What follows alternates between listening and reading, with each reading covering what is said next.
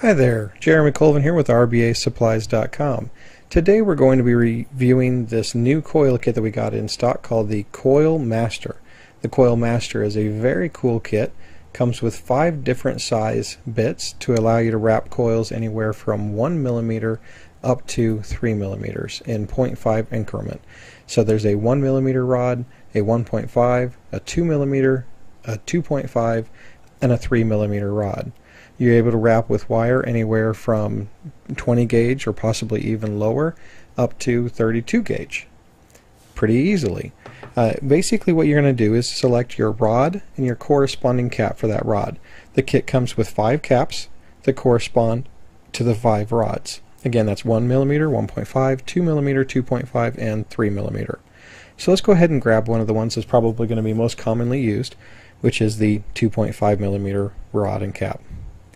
To utilize this, what you're going to do is just take this pin, which is the 2.5 millimeter pin in this case, and the cap, and you're just going to insert the pin into the cap, like so. Then take the main body tube and screw that onto the cap. By doing that, essentially what we've done is created our main coil jig tool, and of course then we have the cap to utilize to spool the wire or to make the coil. Now you're going to notice in this cap there are 2 different size screw holes. The screw holes on the outside are going to be used for the size of the wire that you're going to be wrapping with. So let me go ahead and take this screw out and I'll show you what I mean. Okay, if you look closely at this cap, you'll notice that, let me wait till it goes in focus. You'll notice that the 2 screw holes on the outside of the cap are further, one is a little further away from the center of the hole and the other one is slightly closer to the center of the hole. Okay, the one on the right is a little closer to the center hole, the one on the left is a little further away from the center hole. That is by design. What you're going to utilize is this screw, which is the guide screw for your wire. You're going to utilize that screw in one of those 2 holes depending on the size of wire that you're wrapping. So in this case we're going to start off with 32 gauge wire to show you how that works. So we're going to put that guide screw into that into the innermost hole, into the hole that's closest to the center post.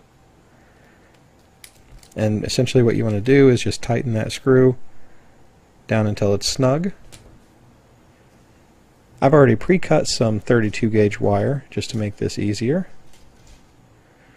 And to do this, all you have to do is take your wire, there we go, take your wire, feed it into that side hole of your coiler, and feed up, maybe 4 or 5 inches depending on how long or how much of a coil you want to make or how big of a coil you want to make. So you feed that wire up and then just give it a little bit of a twist around the main rod. Then take your cap, push it down, and turn. You don't need to push down hard on the cap while you're turning. Basically you're just kind of using the cap to guide the wire around the pole. Okay? So when we take that cap off, you're going to notice that we now have a coil that's on the rod. I'll go ahead and fix the focus back into a manual again so we can see it easily. There we go. The coil is around the rod. All you're going to do is just grab the part where you had left some out, where you had your thumb over it, and push up on that, and you notice that coil comes right off the rod with ease, and then just pull it the rest of the way out. Looking at that coil, we have a nice tight coil with a nice perfectly round hole at 2.5 millimeter. That was 32 gauge. Let's go ahead and wrap real quickly with 26 gauge. Again, we're going to do the same thing. Going to put it into the side hole. Use your thumb to hold the wire down on the side. Wrap, or rather start to wrap the wire around the rod, just about a half a turn or so, maybe a quarter turn. Use the cap, put it on, and twist. Again, you don't want to push down on the cap while you're twisting. You're mainly just using the cap to guide the wire around the pole. Push the wire, through the guide hole. Pull it off the device, look at the wire again and again. We have a perfectly made coil in just a few seconds. Nice, clean, round 2.5 millimeter hole. Perfect hole. And that's 26 gauge wire. Now let's say that you want to go ahead and wrap on 28 gauge wire. I'm sorry, on 22 gauge wire, so much thicker wire. That wire is going to be too big for where we had that screw hole positioned. So what you're going to want to do is move that screw from the inner position to the outer position. The outer position is going to allow more space for a larger gauge wire, like 22, 20, 24. The wires that are in that range, it's going to give it a little bit more room to fit around the building rod. So we're just going to set that screw now to the outer hole, tighten it down, and then it looks like so. You can see that we're in the screw hole that is furthest away from the center hole now. And again, we take our 22 gauge wire, we feed it into the device just like we did on the other examples.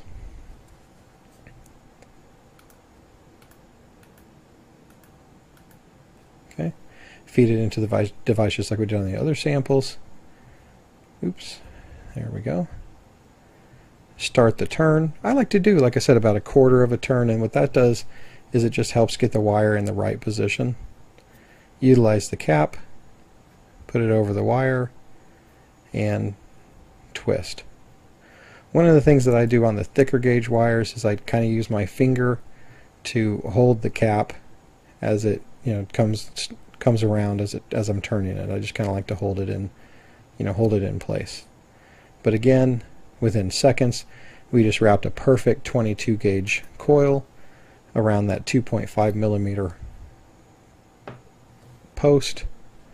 And if we look at this coil, wait till it comes in focus there, a nice, beautiful, perfectly wound spiral coil in a matter of only seconds, compared to some of the other devices that are out there that are real hard to use and hard on your fingers and difficult to get a good perfect coil out. This is the Coil Master. The Coil Master, again, is available at rbasupplies.com, www.rbasupplies.com. Thank you for watching this video tutorial. If you have any questions, please feel free to contact us. Have a good day.